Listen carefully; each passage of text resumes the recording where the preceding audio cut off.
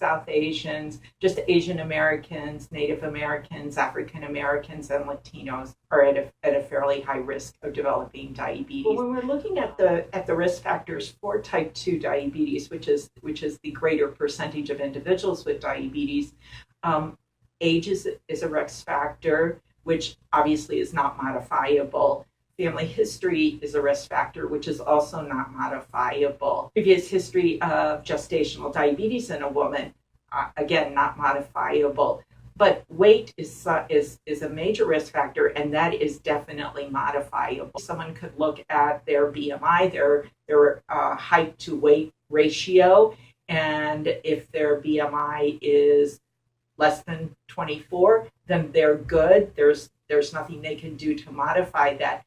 But as people's BMI starts to go up, then they need to work on meal planning and exercise in order to lose that weight so that they can decrease their risk of developing type 2 diabetes. And we want them to have a balance in their food intake. So if we're looking at a plate method, one thing that we look at is you take a typical plate, about a quarter of that plate should have your protein source.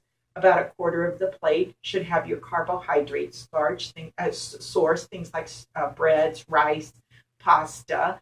And then half the plate should have vegetables, green vegetables, yellow vegetables, the non-starchy vegetables.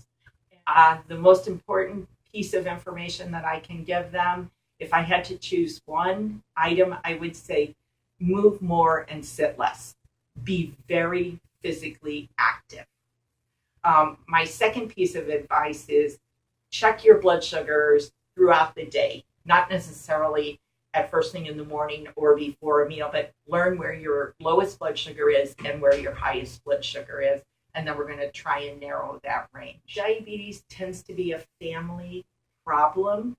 And by that, I mean, if you have diabetes in your family, your risk of getting diabetes is great. So if you could start with, once you know you have diabetes, if you could start with your children, giving them better health habits, better exercise habits, better